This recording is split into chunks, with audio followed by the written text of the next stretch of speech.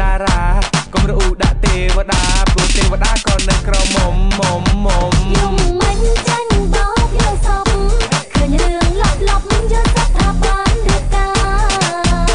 រៀបការជាមួយនឹងអ្នកណា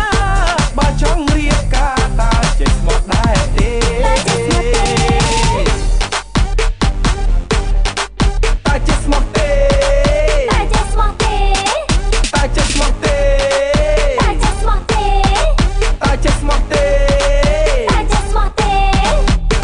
ចាប់ផ្ដើមបើកយុទ្ធនាការរកអ្នកណាដែលមានចិត្តស្មោះខ្ញុំមានលុយហើយមានទាំងសម្រស់ស្វែងរកចិត្តស្មោះមកធ្វើជាសង្សារស្ដាប់ទៅដល់ចាដល់ហើយដាក់ទៀតដែរបានតែរកសង្ហា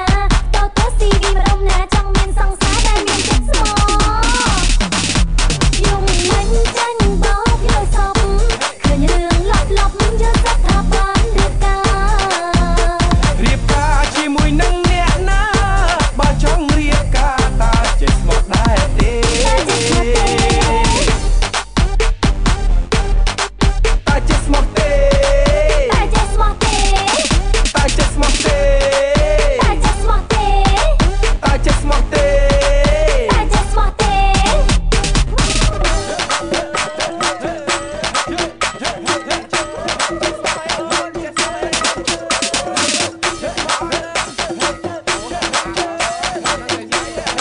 មកនឹងស្អាតតែមកគឺសង្ស័យអត់ចេះស្មោះទេមើលទៅ